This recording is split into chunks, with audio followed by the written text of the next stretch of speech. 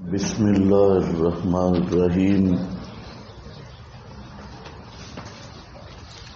وَاسْتَعِينُوا بِالصَّبْرِ وَالصَّلَاةِ وَاسْتَعِينُوا یہ امر سامن ہے، یہ سارے امر بھی دیکھتے آؤ اور نہی کا سلسلہ بھی دیکھتے آؤ، ان کی بیماریاں بھی دیکھتے آؤ۔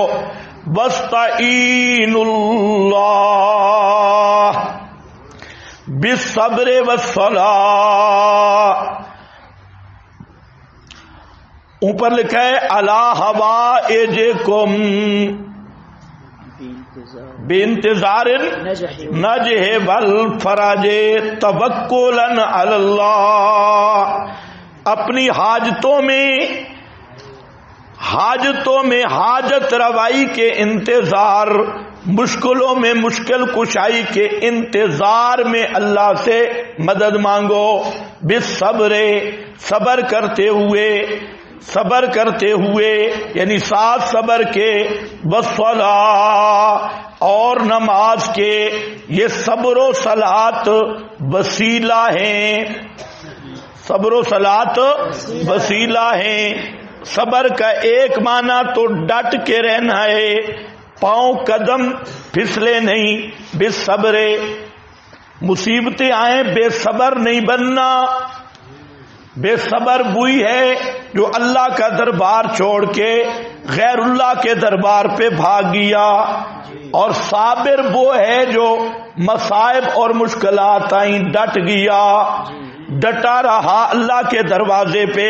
فرمایا ایک تو صبر کرنا ہے، صبر کے کئی درجات ہیں، ایک ہے صبر علی المصائب، مصیبتوں پر صبر کرنا، دوسرا ہے صبر عن المعاصی، گناہ کی تحریک سے اپنے آپ کو روکنا، گناہ کے ہیجان سے نفس کو روک لینا، اور تیسرا ہے الصبر علی الطاعات، طاعات پہ صبر کرنا۔ سردیوں میں وضو بڑا مشکل ہے، گرمیوں میں روزہ بڑا مشکل ہے، اور یہاں اس مدرسے میں سبق بڑا مشکل ہے۔ صبر علی الطاعات، اس پہ ڈٹے رہنا، کہیں شیطان تمہیں بے صبر نہ کر دے، ان چیزوں پہ ڈٹ کے رہنا۔ اور ساتھ کیا کرنا ہے؟ الصلاۃ، نماز پڑھنی ہے۔ نماز اسی سے علماء نے وہ جو حدیث میں صلاۃ الحاجہ آیا ہے، مسلمان کی شان یہ ہے جب مشکل اور مصیبت میں پڑے تو نماز شروع کر دے، کیونکہ نماز یہ اللہ اور بندے کے درمیان ایک قوی رابطہ ہے۔ اللہ تعالیٰ الصلاۃ معراج المومن، یہ مومن کی معراج ہے، اور سب سے مضبوط راستہ، سب سے مضبوط رابطہ وہ نماز والا ہے، اس لیے فرمایا الصلاۃ۔ اب جس آدمی کا یہ ذہن بن جائے کہ مصائب میں ڈٹ کے رہنا ہے، اور صلاۃ میں کیا ہے؟ اللہ تعالیٰ سے مانگنا، دعا یہ اللہ سے مانگنا اور اللہ کی پکار پہ پکا رہنا ہے، تو وہ تعویذوں والے ٹھیے پہ جائے گا نہیں، قبروں والے ٹھیے پہ جائے گا، تعزیہ ثبوت پہ جائے گا۔ اسے پتا ہے کہ مصیبت آ گئی، اب میں نے کیا کرنا ہے؟ صبر اور صلاۃ، اللہ سے مانگنا ہے۔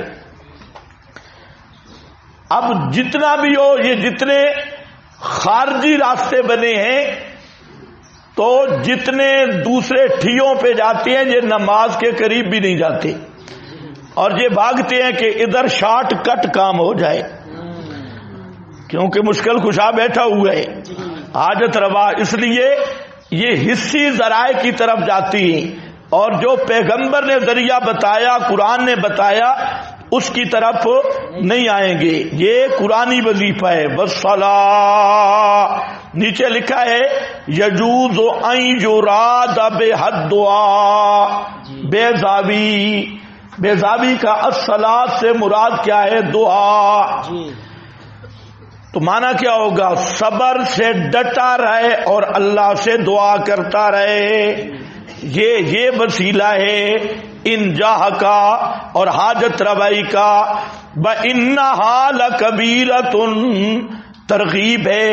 اور بے شک مصائب میں ڈٹ جانا اور اللہ سے دعا کے ذریعے استعانت کرنے والی عادت یہ ہے ذرا مشکل، مگر خاشعین موحدین پر جو توحیدی ہے اس پہ کوئی مشکل نہیں. اس کو ذرا سوچو. انہا لکبیرۃ، کبیرہ جہاں بھاری مگر اوپر خاشعین خشوع والوں کے، ایمان والوں کے. من خشی الرحمن بالغیب، ایمان کو خشیت سے بھی تعبیر کیا جاتا ہے. خشوع والے، خضوع والے ہیں. الخضوع فی البدن والخشوع فی البدن والبصر والصوت البحر. اس عبارت کی بھی ایک خاص غرض ہے. خاشعین خشوع ہوتا دل میں ہے لیکن اس کے آثار بدن سے ہوتے ہیں، بدن سے ظاہر ہوتے ہیں. اس لیے خضوع خشوع یہ فرق اعتباری ہے. خضوع بھی بدن میں اور خشوع بدن میں بھی، بصر میں بھی، صوت آواز میں بھی. لیکن یہ بات ذہن میں رکھو، خشوع کا اصل محل قلب ہے لیکن ظہور اس کا بدن کے یہ اعضاء ہیں. اب وہ حدیث بھی حل ہو گئی. انی ارا خشوعکم فی الصلاۃ. کوئی سمجھ نہیں آئی؟ آپ نے فرمایا میں تمہارا خشوع نماز میں دیکھتا ہوں. جہاں سے اہل بدعت نے لیا دیکھا، نبی دل کے حال بھی جانتا ہے. یہ خشوع بصر میں بھی ہے، خشوع صوت میں بھی ہے. اس لیے میں نے کہا اس کے آثار بدن سے ظاہر ہوتے ہیں. اسی پر یہ عبارت آئی بحر محیط کی، الذین یظنون. سمجھ گئے میری بات؟ اس کی اصطلاحات بنایا. حضرت فرماتے ہیں خصلت، یہ جو خصلت ہے یہ بھاری ہے مگر خشوع والوں پر. وہ خشوع والے کون ہیں؟ الذین، یہ نسخہ خشوع بھی ہے اور یہ صفت کاشفہ بھی ہے. جو گمان کرتے ہیں، گمان کرتے ہیں، یظنون انہم ملاقو ربہم، کہ بے شک وہ ملنے والے ہیں ربہم، اپنے رب سے. پہلا درجہ فسق، دوسرا کفر. خیر، تو یہاں میں نے بتا دیا تھا الذین یظنون انہم ملاقو ربہم.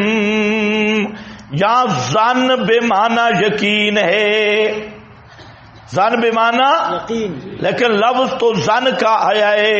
ان مجاہد قال کل ظن فی القرآن یقین. تو یہاں پر کیا ہے؟ ظن بے معنی یقین. از ابن کثیر.